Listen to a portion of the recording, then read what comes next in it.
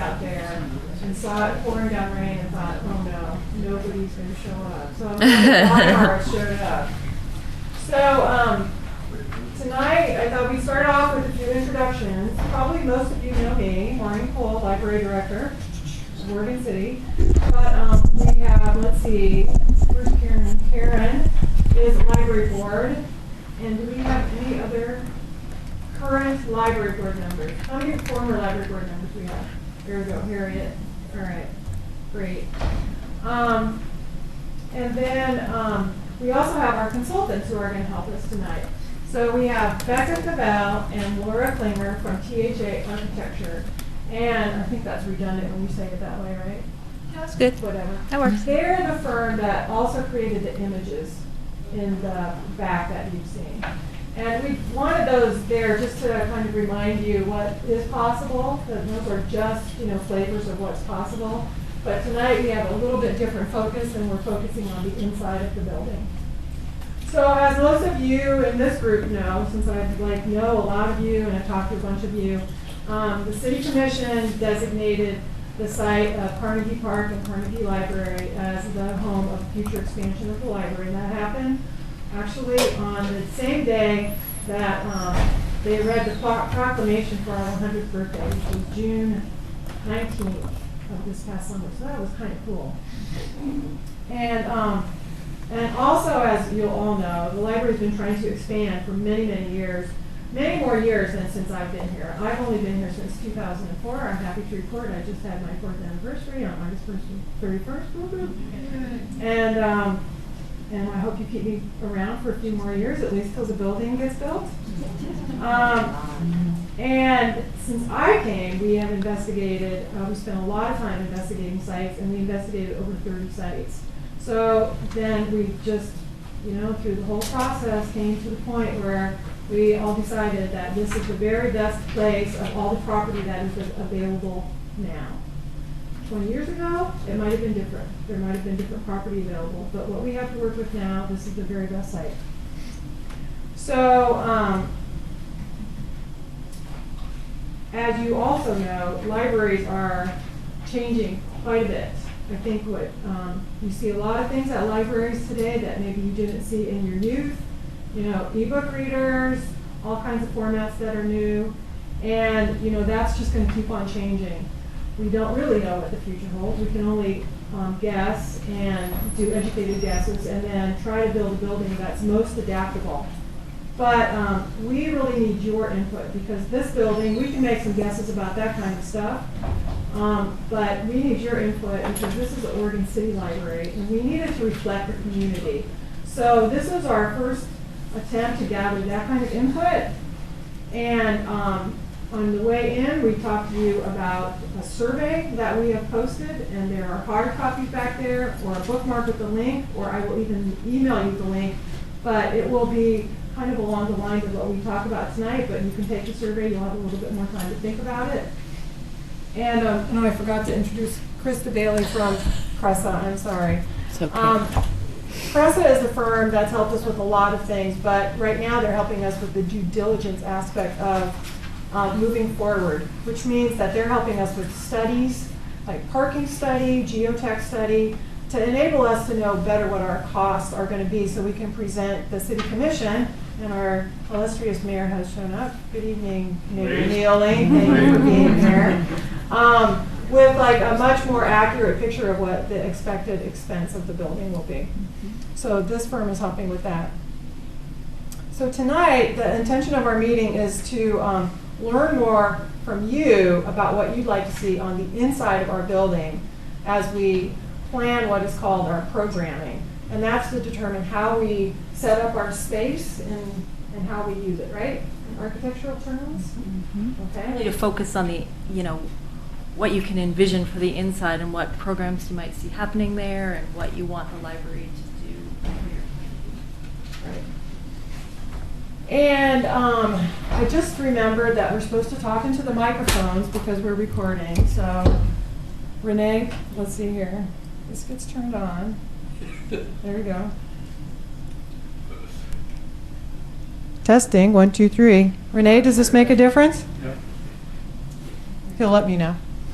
So even though we can hear each other, this is for posterity. This is for the people who can't make it tonight. We're recording it. So if you have a comment or a question, then just raise your hand and Linda will take care of that mic at some point in time when I ask her to, or I can take care of it. We'll run over to you and you can talk into this thing and so it can get recorded. And also if you have a card or a comment that you'd rather not stand up and give me, there's index cards back there. I mean, you know, to everybody. If you're feeling shy, fill out an index card. And is that it for the introduction? Mm-hmm. Okay. So we have created a presentation to kind of get all of our creative juices flowing and show you some things about that are going on in other places. And I will let Laura take it away. Great. Thanks, Mo. Yep.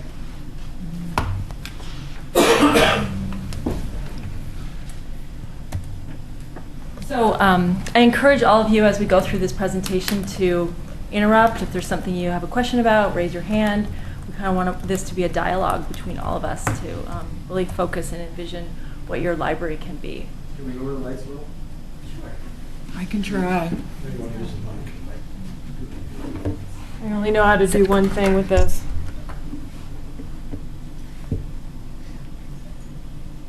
Oh, no. So this is an image that we really like to sort of symbolize the library of today, and that it really is, libraries are really trying to balance so many different things. Yeah, I'm working on it. Okay. Hold on. Yeah. This is a down arrow. Does it do anything? Yes. How's that? Better? Yeah. Woo, woo, I managed the technology. Okay, take two. So we really like the cat in the hat image because it's just a great symbol of the library of today and how they're balancing so many different things going on. I mean, there's different new ways that people are interacting with information, new programs that libraries are offering, varying patrons of all ages and all segments of society that libraries have to cater to, and as well as keeping up with new technologies that keep changing. And librarians and libraries have to be able to train and to be able to support and provide this to the community.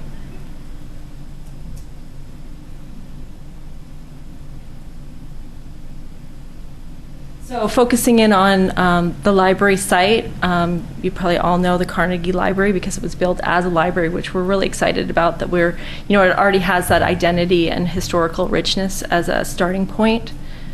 And it's the real center of the city, so could help foster development in that area. So again, the site is located in the red box. And then just making sure that we're looking at other things that are going on in other parts of Oregon City, like the Blue Heron project on the water, and just making sure that it's part of a bigger idea of development for your city.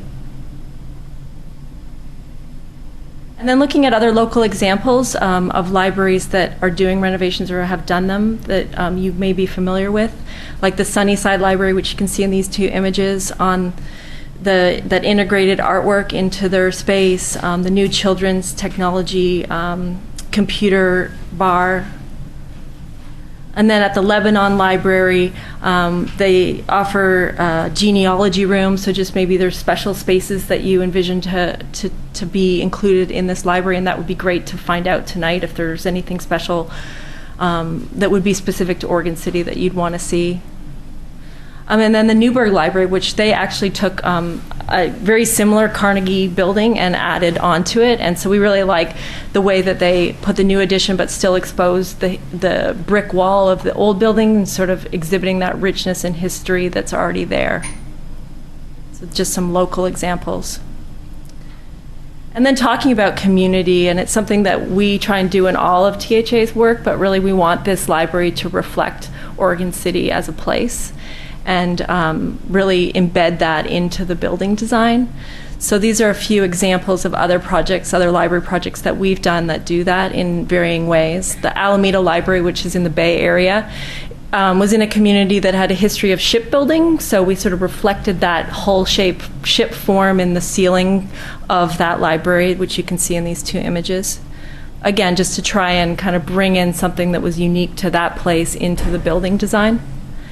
And then in the Beaverton Library, Beaverton is known as the city of trees and forests, and so we developed a structural column that sort of was tree-like and sort of reflected that, so bringing that spirit into the building design. And then this is a library we designed in San Francisco for Bayview, the Bayview neighborhood, which was a really historically African-American neighborhood. And so we looked at images of weaving and cloth and tried to bring that into the texture of the exterior of the building.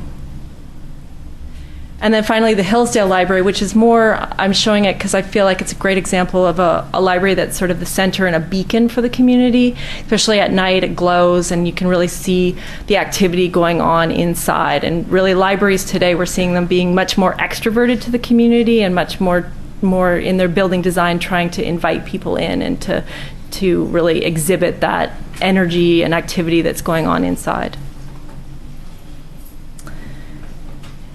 And as for activities, libraries now are no longer places that you just kind of go and get a book and maybe stay a little while and leave.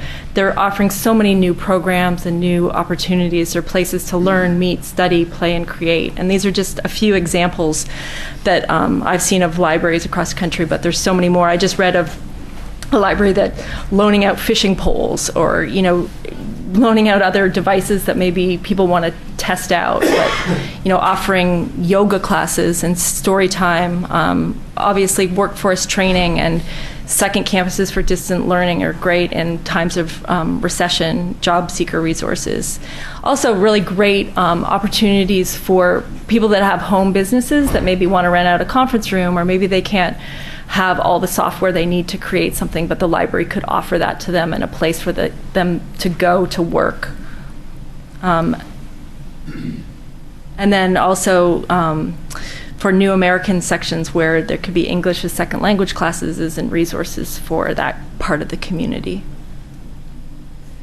Other just images of things that we see happening in the library, like there's a lot of programs where there's story times with dogs that they bring in, or gaming for teens. Can you do that, Mo? Have you done that? We've seen that in... No, we haven't. We've talked about it. Bernice has been there once. Bernice, the bear-like dog, has been there once. And then places where people can create robotics or create things. So can you go back to Sure. The lower right picture? When we talk about maker spaces, that is kind of what we're talking about, which is kind of a newer idea that's happening in a lot of libraries, where there's equipment and technology where people can actually construct and create all kinds of things and content.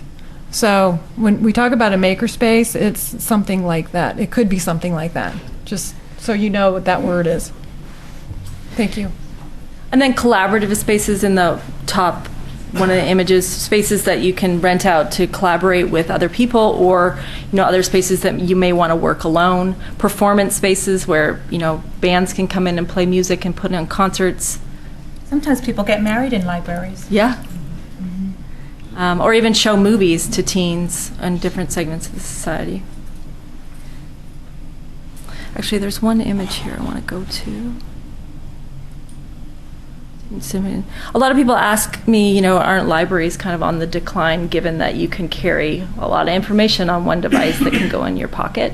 But actually, there's been a lot of studies done, and on every kind of index, it seems that libraries, from circulation to people through the door, it seems like libraries are actually on the rise.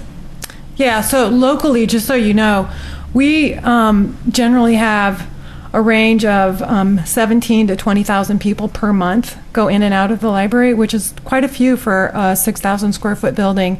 And we circulate usually between 40 and 45,000 items a month.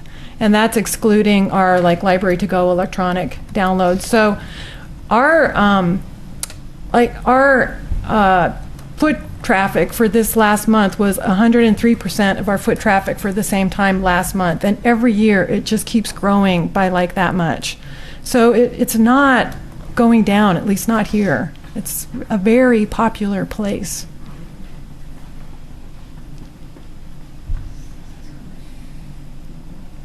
Okay, I'm dizzy now. Yeah, okay, I'm going back out. Woo! Okay, back here.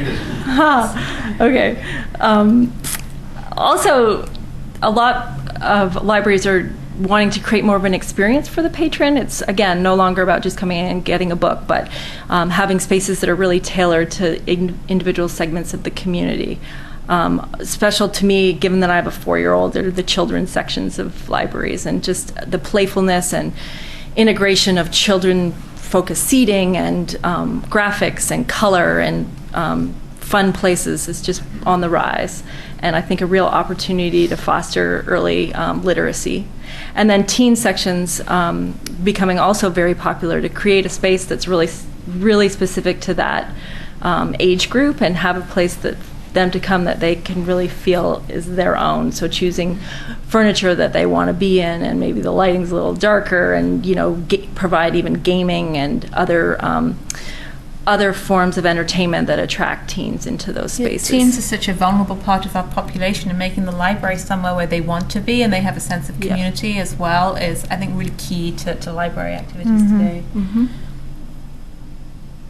And then the adult sections, just it's always our goal to create a variety of spaces for adults, whether it's you want to come and work and read on your own, or do some kind of collaboration space.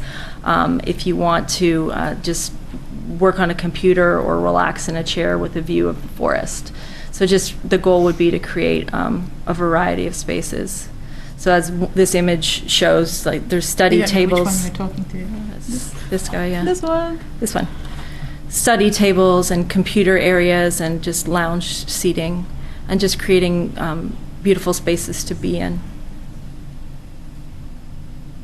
And then a lot of libraries we're seeing are creating really nice quiet reading areas, integrating hearth features. This is a library in Whistler, British Columbia, that has a nice fireplace area. And you have an existing fireplace in Yeah. Carnegie, and so there are some of these elements you already have, and we can just really strengthen what you have. We're already ahead on that one. Yep, that's right. And then a lot of libraries are integrating outdoor spaces, bringing the library outside. This is one that, again, that Bayview Library that was in a really urban site, so we created an interior courtyard in that space. So the library could be, you could use your technology or read outside, and it still would be a secure area. In your case, there's opportunities for second story, maybe reading porches or other areas, because you're in this beautiful park-like setting. And then back to the maker spaces that Mo was talking about. This is a real trend that we're seeing in libraries, that there's actually the ability to not just consume content and reading books and gathering information, but actually create objects or create things or create computer imagery. So spaces like that would provide technology and programs that you may not have at home, but you could, make a movie or have a podcast station, or in this case, in this image, 3D printers are becoming very popular. So computer programs that you could, create something at home and go to your library and print out a little model. So the library would actually be the one that would buy the 3D printer that you could use. So we're seeing a lot of that. So maybe there's something in your community or some specialized thing that you would see in this library.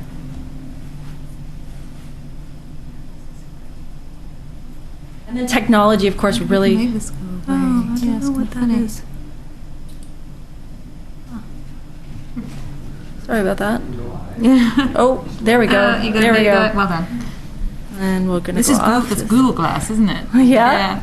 Well, just that libraries really have to keep up with technology and just be on the edge of everything, and looking at what the future might hold in technology is really important. I mean, this space could be, in a room in a library in 5 years. You just never know. Yikes. Or even this could be a space in a library. And then library services really changing. A lot of things are going to a self-service mode, where you can come in and you can check your book out through a librarian and through talking to somebody, or you could just go to a self-checkout. spot where you just do it all yourself, or automation when you return a book, automated sorters that then replace some of the needed staff to go through and check in books. And then roving librarians that are out more talking to people and being in the stacks rather than being behind a big desk is very popular. So library circulation desks are getting smaller, they're getting more mobile, height adjustable, just a lot more flexibility being built into libraries.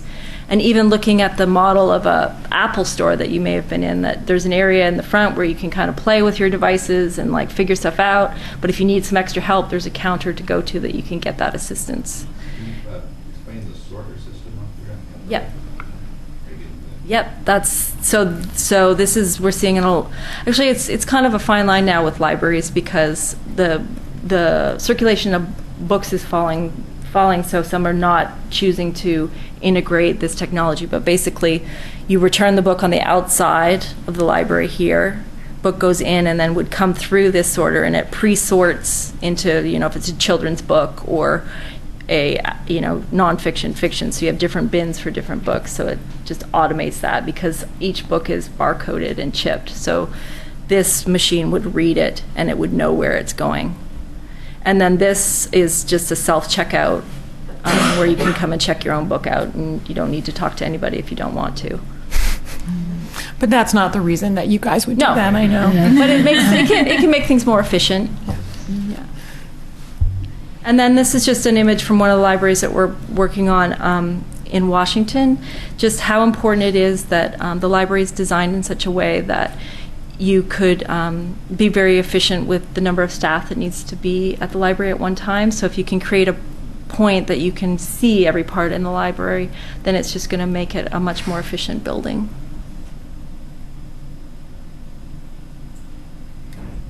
And then just we're seeing in a lot of libraries incorporating an element of discovery or education within the building, just kind of special moments. This is from the Cambridge Library. This is their children's desk, and there's 2 guinea pigs that live in there, and they have a full Facebook page for the guinea pigs, and the kids love following them. So just kind of an element of playfulness in the library. This is from a library in Seattle, which has a green roof on it, and they actually have periscopes in the library, so you can look up at the roof, and there's a little pop-up that you can come and you can see the green roof. So just experience. And this is in a library outside of Renton, and as you come in, there's a little window at kid height that you can see into the staff admin area, and you can see that book sorter that I showed you, so kids can see the books coming out on the conveyor belt and kind of see the action that's usually behind closed doors. And then this is the floor in the Seattle Public Library, and just embedding words and poetry in the flooring of the library, just looking at all the different layers and pieces of the library that could have kind of innovative or playful elements. And there are wonderful opportunities for artwork. Yeah. And Yep. really sort of expressing who you are as a culture and what Oregon City is, and really try and integrate that into the library. We're working on a children's section in a library right now up in Alaska, and we're looking at a specific children's author that does these beautiful illustrations, so maybe reflecting those illustrations and as inspiration for the children's area, tying it really to that community. And then being, as Mo said, being very flexible. Libraries are changing so quickly, so it's our duty to create a plan that can change and that's really flexible for any changes down the line. So really thinking about spaces that can be flexible 10 years down the road or be efficient and flexible within a day. So this is an image of a library. This is the community room in the library, which has a big operable door. So if you were having a private meeting, you could shut that and just use this space. Or this is a view back into that space that you could have it open up. And then these shelves are on casters, so they can be pushed aside, and all of a sudden you can double the size of your community room. So you're just being really efficient and creative with the space that you have. So putting things on casters or being very flexible with spaces, using raised floors as idea, which is that you can easily change technology if it, by popping up a piece and rerouting things without ripping out elements of the building. Just other images, this is a wall system that is really flexible. It clips off and on. So if you need to change where you're, all of a sudden you don't need a meeting room anymore, you want it as open lounge space, you can just reconfigure it really quickly. This is an image of a mobile little meeting room that is on wheels that could actually be pushed aside if you needed to. Just really thinking about ways to be flexible. Now, going back to the technology issue, and actually you've got the fixed components at the bottom here. So you want your library to be as flexible as possible, and to do that, understanding and carefully placing the fixed components is a key to balance.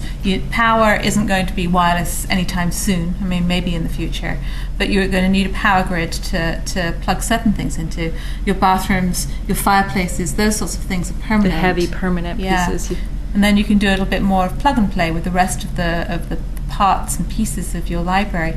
One of the advantages of it taking so long sometimes to get to develop a new building is that technology changes, and one of the things that is happening right now is, first of all, wireless data is is more affordable and faster, more high speed than it used to be. So having wireless throughout the building would be fairly simple, so that people can use mobile devices throughout the library. And devices have longer battery lives than they had even 2 years ago, and I think that's going to continue to improve quite dramatically. So it means that you may need less power, and you certainly need less data than you would have 5 or 10 years ago.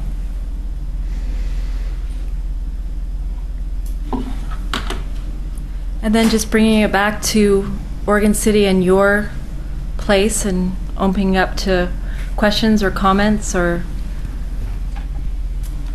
anything that you can envision for your library.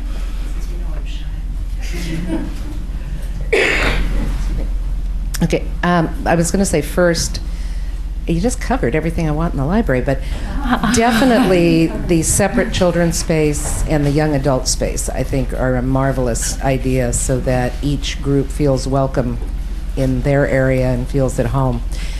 Your question about special collections, here's my pet.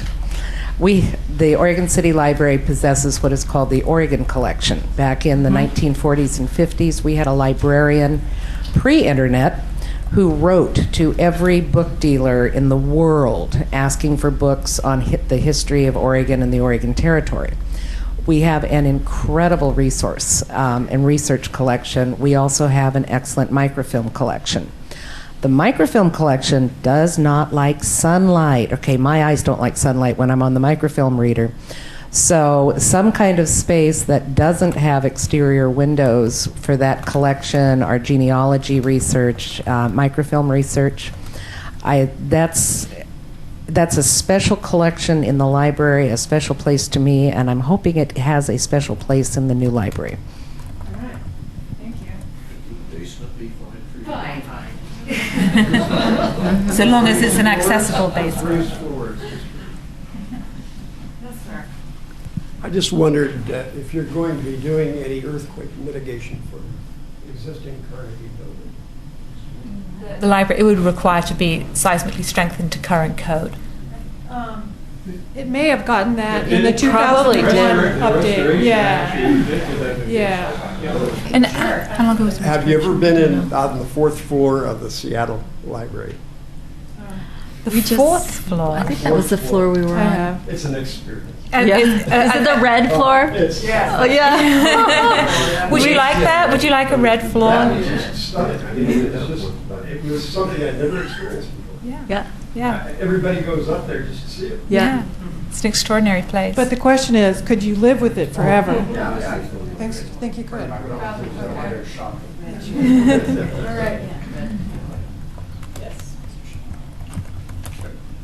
So, any thoughts on use for the existing building?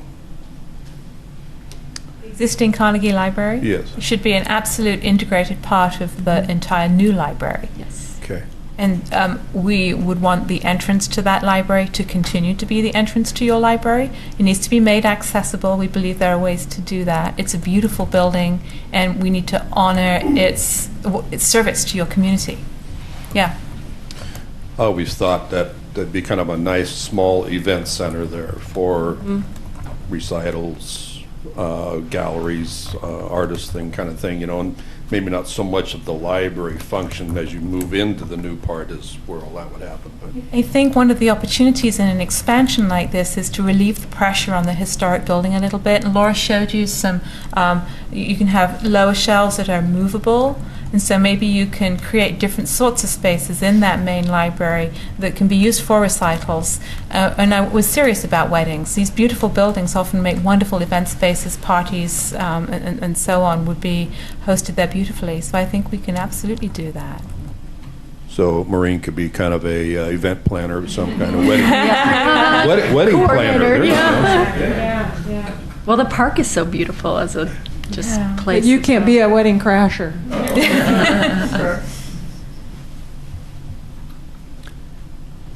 Since the thrust of this discussion is supposed to be on the interior, I don't know where to raise this question, so I'm going to raise it now anyway. And that is more of an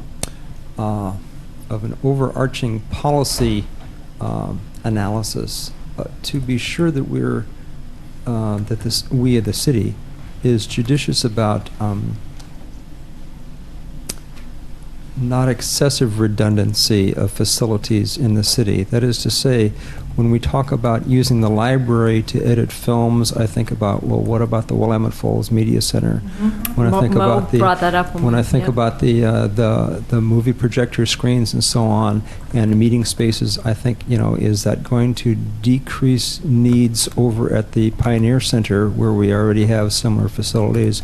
And things of that nature just concern me, that we don't put too much all in one bucket, that we already have some other facilities that would distribute some of those. And it's a nice bucket, but I don't know that we need to build everything in one building. So that's just it's just a policy consideration that I would think maybe I would like to dream big right now, because sky's the limit when you're planning, right? And it's better to do these things before than wish we had later.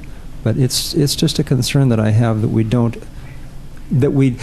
design this in such a silo that we are not remembering the other facilities that we have in the community. Great. Thank you. Go ahead. Did you hear me? Okay, next. Let me see here. It's recording, even, so please speak up. Oh, okay. Yeah, it does. It's working. Yeah. You brought up the idea of the raised floors, and considering how far technology is going, I study this stuff on the internet as much as I can. I know how much cloud technology is going to come in and basically take over. So the raised floors is going to solve a lot of that problem, I think. I mean, I'm just a layman, but as far as I can tell, because of cloud technology coming in and taking over the computer area, the raised floors, to be able to go in there and change things underneath, is probably going to, I hope, address that problem. But on the addition, on the back part, is that going to be 1 floor, 2 floors, or? Good question. Okay, because I foresee this building, even if after it's expanded, it's really being used a lot right now. And so I just foresee it being used a lot more in the future, a lot more.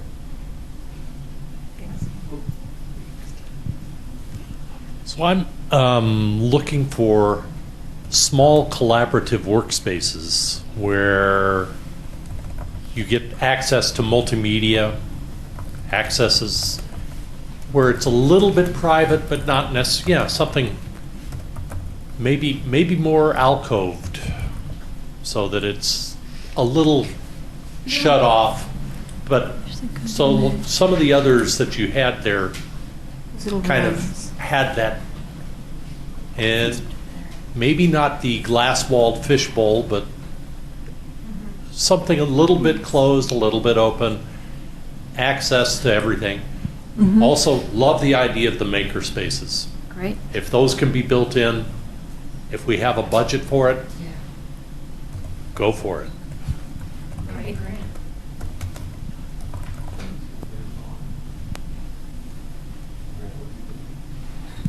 Hi.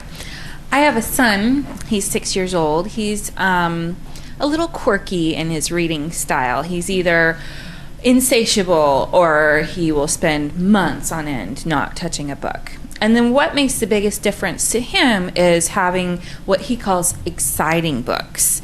So it's hard for me as a mom to sit down and research what books are going to be exciting and preview them beforehand to try and figure out what's going to grab his attention. And if I bring home a stack of books that is boring to him, then he won't read for months.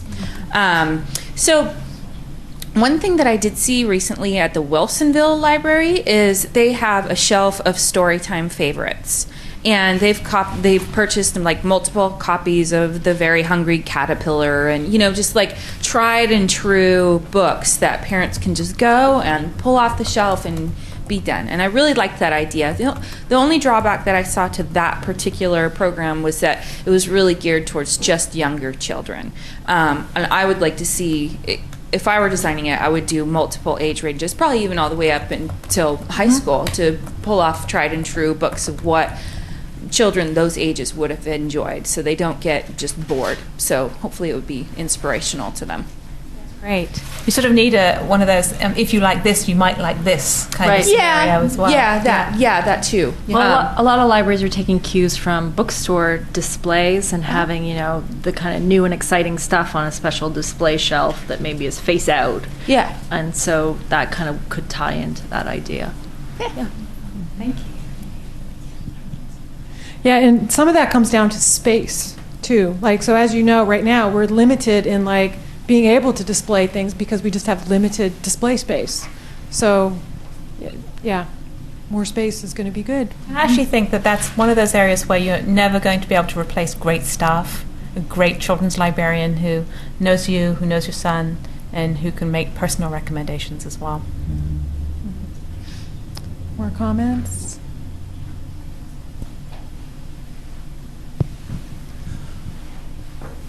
With all the activities that would be going on in this building and special emphasis on youth, and that's great, I still want to make sure that there are places where it can be quiet. I appreciate going in a library and speaking in quiet terms with people and being heard and without a lot of rambunctious going on. So, more as that's just, I don't have to beat that to death, but you understand what I'm saying, isn't it? Some libraries have quiet reading rooms. Is that something that you would like to see? A hush area? Like a designated close the door. The old images of the librarian going around. Yeah. Yeah, I like it. Well, and this is a totally reasonable request. In our place, it's so hard to have all quiet because the noise just floats up from downstairs, and it's kids that are not really being overly loud. It's just the whole echo factor makes it so much worse. So carpeting and walls. Absolutely. I totally agree. One of the most interesting challenges that we sometimes face is where to put the children's area, because oftentimes the parents and sometimes the library staff want the children to be as far away from the front door as possible for safety reasons or for noise reasons or whatever, but that means that the children have to move all the way through perhaps quiet spaces to get to their place. And that's something that is a case-by-case kind of decision that the community can help guide, and that the site and the buildings, people working with existing buildings, can help guide. So that'll be one of the early decisions. You want the children to be near the front door, the historic building, or somewhere in the new building, or somewhere in between. These are all interesting issues related to that. This is the 21st century, so I hope that Library Express is going to be there in my drive-by library. And speak a little bit to some staffing spaces that I think we're going to allow for. And we're really talking about the plan, but I don't want to forget about staff and some of the things that we're going to really need to be able to do with the library in the future. So while this is in the 21st century, you want to drive by, pick a book? Absolutely. In my everyday, it's fun, but I still like to I swoop in, get my book. And yeah, when she was saying that earlier, that is no longer a place for just that, but that's still very important. It is to me too. Yeah. Who in this room still likes books? Yeah. Yeah. Yeah, depends on the day. So, you're talking a lot, William. I should take a picture of that. Specifically regarding the interior and specifically regarding children's areas, I would want to make sure that special consideration is given to the scalability. When I see some of these rooms with their lofty ceilings and so on, I think that can intimidate children, and that I would even consider putting a shorter door, something that our mayor couldn't fit through. And have, of course, scales furniture scaled down, but maybe that could be even adjustable as well. And I'm not talking about, I don't want to set up a playroom, but for children to be able to access the library in a facility that is to scale to their bodies. My wife says I'm very childish. So can we just focus on some of the children's pictures here? One thing I'd really love to point out is, see those little reading nooks, those round reading nooks on that one picture? Can you focus in on that? It's like, I really want to curl up in there with the book. That is so inviting to me. Grant, does that look inviting to you? Yeah. And you're a big reader. You don't need much encouragement, I know, but that looks like fun, doesn't it? Really special places, discovery places, little nooks that you can make your own. There are some wonderful examples out there. And then I think you've got some other pictures in here with like some interactive learning tools and discovery tools. Oh, If you could focus on that. Yeah, I would just like to see a show of hands of like how important this is to, how many people is this important to? I can't say it. Great. It's like it's the interactive tools and almost toys. like a discovery center or exploratorium type. Yeah. Has anybody, hold on, Kim. Has anybody been to the Fort Vancouver Regional Library, the new one? No. It's really worth a visit. Oh my goodness. Yeah. The children's area takes up a whole floor. I think it's the third floor. And whole half or third of that floor is just stuff that they can touch and climb on and learn about their alphabet. Vancouver, right across the river. It's very easy, just off the freeway, very easy to get to. Yeah, it's amazing. And it gives you a concept of like, the kind of tools that you can provide that get kids thinking. Like they have a plexiglass like teepee that you can kind of see through, but not really. And in it, there's embedded grasses from the neighborhood all around the bottom, just like there was grass outside of it. And you look up, and embedded in the ceiling is the night sky, the stars of the night sky of the day they opened their library. It is so cool. You just want to like move in there.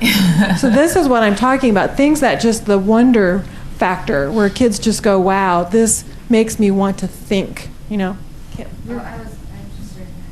It's informative. Oh, okay, yeah, absolutely. I also think that places in children's areas for the parent or the caregiver are important too. So if your child's playing, there's a place for you to sit and be as well, right? Or be together and interact with something. Yeah, and on the survey, one of our choices under the children's question is it important for you to have a child-parent reading spot where you can sit down and read together?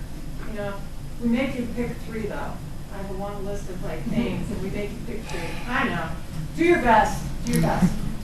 I was just going to say, in that period of time when we had the library on the hilltop, leasing spaces, we had a Carnegie Center here, and the basement was a children's museum, very interactive, and it was well received. It was very popular. And, maybe the front end does work. I mean, a lot of people like to see the historic library, but some of that still could be there, but the front end and the use of the basement for that purpose maybe it could be works. the right way to do it. Keep them away from William.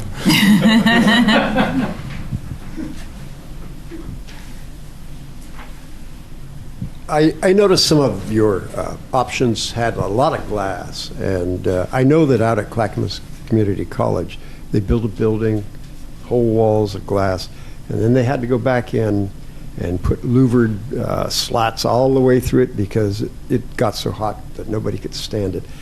How are you going to mitigate that, please?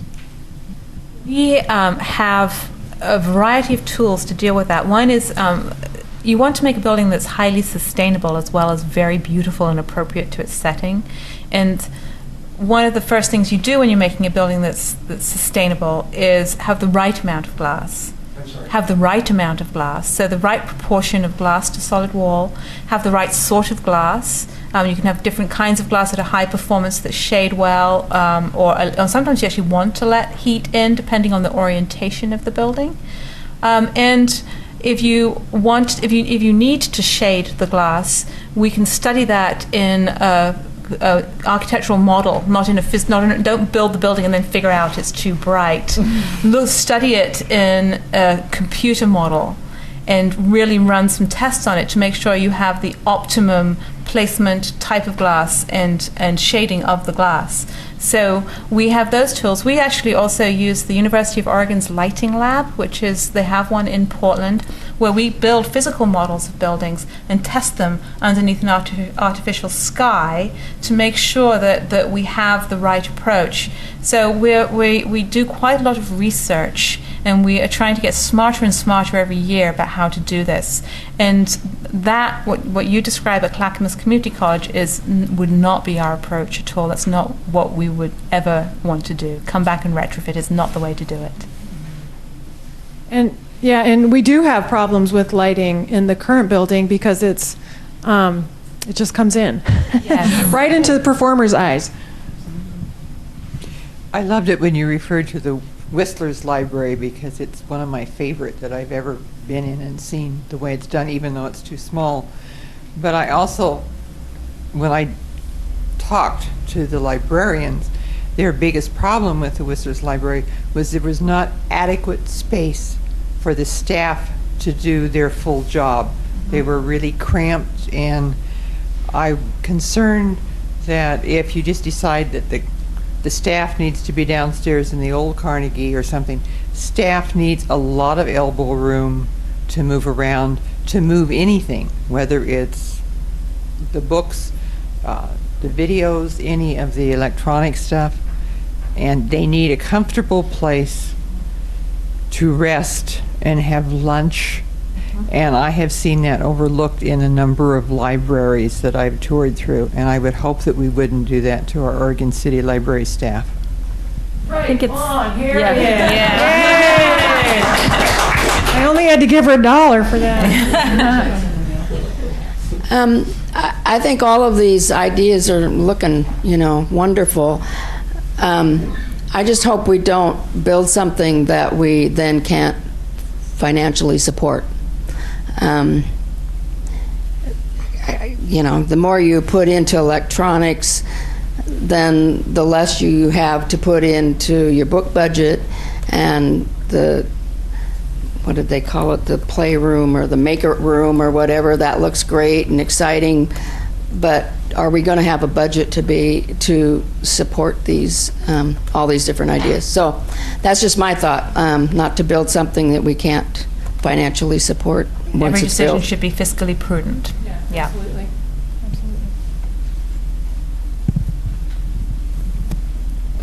One of the things that I think would be important to keep in mind too is, and I'm sure this is part of the whole deal, is the sustainability factor. Anywhere that we can use various kinds of cooling, heating, whatever that is very low input. Is that the word I want? Where Energy efficient. Energy efficient and all of that. I'm sorry, I'm losing my words here. But I really hope that is one of the things that we do look at is a sustainability factor, big time. So too. Yeah, it's very important in all our work to balance design and sustainability and bring them together and weight them the same. Yeah. I'm really in favor of this expansion, but I fear when I first moved here to Oregon City about a year and a half ago, 2 years ago, I really thought it was kind of a small city, and I've discovered it is not. So I would say the expansion you're planning here is great, but I would also say, I guess the leadership maybe of Oregon City plan on something bigger past this, because I don't think it'll I mean, it's fine for right now, but I see so many things that are needed in the library, and I'm really glad that they're planning on, I mean, that kids area where you have them studying in the holes there, that's great. So I'm hoping they're planning in the future on beyond on this. So perhaps the recommendation is to plan an expansion and then plan a phase 2 expansion and make sure there's room for both. Yeah. Hi. Hi, we'll be thinking about that.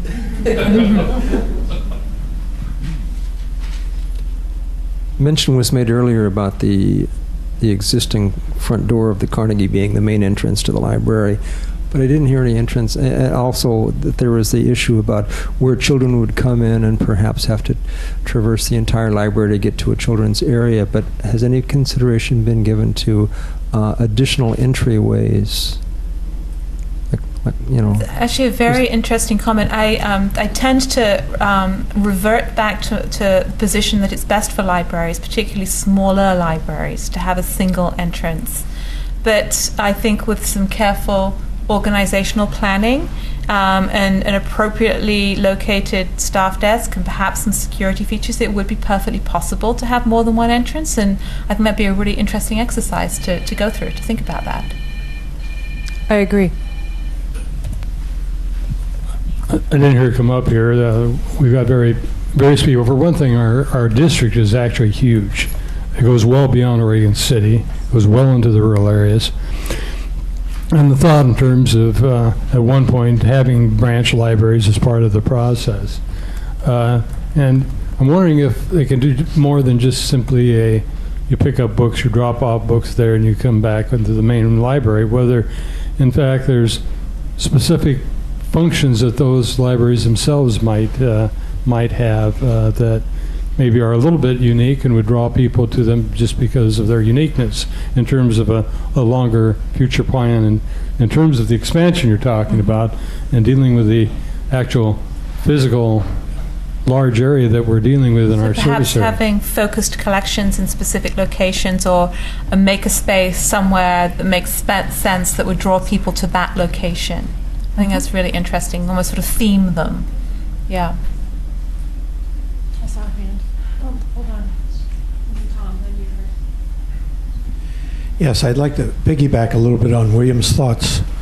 I've had the opportunity over the last couple of years to visit quite a few libraries in the Pacific Northwest.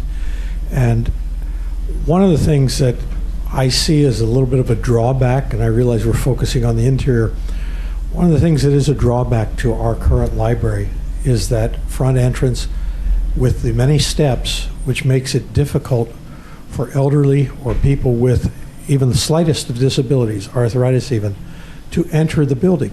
We can have a magnificent interior, but if people can't get there to use it, we're blowing smoke. You mentioned earlier Lebanon Public Library. They have 3 entrances to that building. I don't know if that building is larger than what is proposed here. I suspect it is. It's 2-story. On both levels are roughly the same footprint. Do you know what the square footage is of that building? I don't. Oh, you're talking about Albany, aren't you? Oh, no, I'm talking, yes, Albany, pardon me. I'm sorry. Do you I said happen to Lebanon. know how large That's Albany is? probably about 40. Okay, so about twice the size. Double. Yeah. Okay, Yeah. thank you. Thank you. Yeah, we noted that access is a really big issue. Yeah. Yeah. And I would second his statement because those steps, especially in the winter, are downright hazardous for any of us that can go up and down stairs. And the interior elevators. Yes, absolutely. Yes. And one of the things, even though I like the picture outside of the 2-story back addition because of the additional space and such, and the would not take up so much space up on the property. Yeah. So we would still have more grass and park area. But again, the larger, more levels you have and the more entrances you have, the more staff you need, and it has a major impact upon the cost of staffing. And one of the things that Oregon City District library district is going to have to come to grips with is we can borrow the money so we don't have to increase taxes now, but we're going to have a ongoing fundraising project forever in the future, and so that you're going to be all getting notices about a foundation that's being formed, because we figure that that foundation is going to have to be raising quite a bit of money each year to be able to equip the spaces that you're talking about building. Because you don't have to put everything at once in as far as equipment. You can start off with X number of computer stations, and if you need an expansion, if we have some money raising going on and stuff, we can actually slowly expand. And it's the same with the children's area. We can do more decor, we can do more games for them, a lot of things that in the past, I know the Friends of the Library spent a lot of money in the past on the various libraries, but something the community is going to have to look at is an ongoing capital fund raising so we can continue to upgrade and do the things, because once we borrow the money on the current income, it's also going to eliminate a little bit of the income that could be used for staffing the library. So, end of speech. Thank you. Yeah, let's not talk about money right now. I know we're talking about the internal program of the library, but I'd like to see just a little bit more interior, the interior communicating with the exterior a little bit more and having some outdoor rooms. And I would favor an outdoor or an alternative entryway to the library. I would want to see it. I'd want to have it pleasing to the eye from a human scale when I walk up to the library, and then when I am far away from the library, I want to be able to look at it and say, "Wow, I really want to go there. This is really a great place," and I want to see the embrace. The libraries are supposed to be embracing to their public, and so when I look at the sides, I see maybe too much brick, perhaps, and maybe some more things to bring people in, I guess. And I'm assuming that when we're talking about sustainability, you guys are going to be doing LEED certification? We haven't talked about that. We can. I mean, we're not. We've just been looking at some ideas, and there'll be a public selection process for an architectural team to design the library. If it were us, regardless of your goal for LEED, we would bring a very focused attention to sustainable design and try and help you make all the right choices about cost-effective, appropriate solutions for this climate that are energy efficient, and water efficiency is usually a really great place to go. And THA as a firm have, I think, 4 or 5 LEED Platinum projects and a handful of gold and a whole bunch of so LEED. We're very familiar with LEED, and we do sustainability regardless. Right. Right, yeah. And there's some camps that believe that LEED is somewhat overrated, and it becomes too complicated and whatnot. But some of the it holds your basic feet core to the fire. The principles one are good. advantage of the LEED system is it holds your feet to the fire. You have to follow through on your promises. Right. Yep. Yeah. Absolutely. Thanks. All right. Who else? Should we show the survey? Oh, we got one more here. One more. Since she wasn't going to be here, my wife wanted to make sure that there is artwork built into and available throughout the entire area. Mm-hmm. And we've got such a wonderful art community here that I would love to see focus done on our local artists. I think that's a fabulous idea. Yeah. A rotating gallery. Amen. Amen on that one. So, do you want to wrap and you want to show the survey, because we got it on the computer. If you wanted the Survey Monkey. Well, I could bring it up. We have got it. We got it. Oh, you already brought it? Yeah. Great. So, right here, and then we got the survey itself here. So, Mo, do you want to talk about the survey, and then we'll show one here? Sure.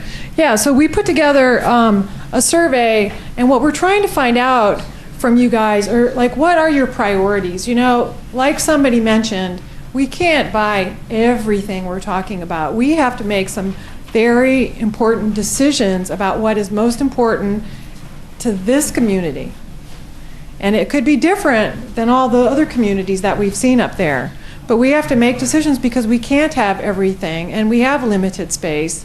But and we want to make it as best as possible for what we're doing. So we need to hear from you guys on what your priorities are. So we put together this survey to hope to try and gather some of that. And so we have questions like, there are not enough materials in the current library because the existing space is too small. After addressing this need, what other spaces would you add to improve the library? Check your top 3. I know you're not going to like just checking 3. I would check all of them in the list. But we were trying to narrow down what's most important to you guys. So you can pick up a hard copy of this out back, or you can pick up a bookmark with the link to it, which brings you to this page right there. And then if you go to the Survey Monkey will take you straight to it. It takes you to this one here, which is your survey. So that's the first question I just asked you. And if you don't like those choices, I will email you the link. Just let me know what your email is. So, and then at the end of the survey, it says, what have I not asked you? Please tell me what you want me to know. My business cards are out there. You can call me or email me at any time, and I'm trying to collect all that stuff. I've already gotten several things. Kim had emailed me earlier. So we can like really try to make sure that this reflects Oregon City's needs, and focus our money on what's important to Oregon City. Because as you said, it's not endless. The money is not endless. The presentation that we just shared with you today is a Prezi, and it's an online presentation. And our intention is that there'll be a link to this as well on your website, and ties into the Survey Monkey a little bit. And so we've numbered these, but you can navigate around this any way you want. Just click on pictures and it zooms you in. It's pretty intuitive. And the intention is that you could all review this, and this can go out to the public as well, people who couldn't make it tonight, and people can just take a look at this in their own time and look at some of the ideas that we've raised today as well, and then maybe respond to the survey too. So this is going to get posted. Yeah, and Krista's been taking notes, but you think of things later, and don't hesitate to get in touch and let us know, and we'll have the survey up for about a month. And but comments are, this is just the start of thinking about how to use our space, but it helps us determine, how to break up the space, how much money we need for certain areas. It helps us with the budgeting, all that stuff. Helps us with the exterior, all that stuff. So that's why it's really important to hear from you. I was just wondering how the survey is getting out to the public. I mean, how does the public know about the survey other than people that come into the library and see it? Right. Well, we have 702 people who like us on Facebook. So I will put, and I just want you to know that's about 35 more than West Lynn has on their Facebook. Woo! Yeah, but who's counting? And then we have started a mailing list, which includes, like right now, like all the neighborhood association people, for instance. And then we put out a monthly newsletter, and I will include that. In fact, maybe I'll even send an extra edition. And we can put it out through all of our PR outlets as well, and ask the newspaper to print it as well. And we can put these bookmarks around. So we were talking about putting some of the bookmarks down at like Coffee Rush, places like that.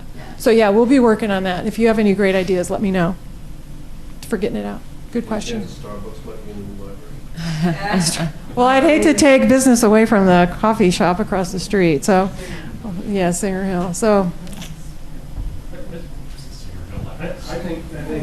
I'm glad you asked that question, because I think it'll actually be a spur to the kind of development that'll occur right around the community in terms of not only Starbucks, but I think other things, even maybe bookstores in the area and so forth. So I think this could be a catalyst for things that occur on the 7th Street corridor. Go ahead. Hi, you had mentioned something I was going to ask you after the meeting. You said this presentation is available online. It will be. It's not posted yet. We'll post it and probably give a link to the library website potentially. Yeah, I'm wondering, I'm from Gladstone. Right. And we're about to go one last final round. You are? You're going to try again? Yes. Yeah.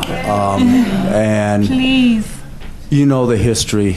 Oh yeah. I'm sure I got to say it as a side here. We're having a meeting Tuesday at the city council, and I just cringe at the thought of sitting through another one of those bitter, angry, belligerent meetings. And y'all, it is such a breath of fresh air to sit here and hear adults talk about something. It's been 3 miserable years over there, but I digress. Hang in there. Make it happen. What I was asking, a small group of us, and you know the uphill battle we're facing, are trying to put together a video to start showing community groups and everything. When you mentioned this was online, is there a narrative that goes with it, or will there be? There isn't. We've you can see the themed bubbles with numbers, and the numbers suggest that you take a certain journey around it. And Laura was leading everybody through animation, so there is a sequence. If you just keep clicking the next button, forward, yeah. It'll take you through the sequence that Laura took everybody through. Yeah. But there isn't a narrative. Oh, well, is there any chance if we show this to the Rotary Club, one of you could show up and provide a narrative? Either of us would be happy to. I'll get with you after the Gladstone that. project move forward. Okay, I'll let you all get back to your meeting. Yeah. Thank you. Yay, library supporters. Yay. Okay, Tom. How long will the online survey be available? 1 month. 1 month.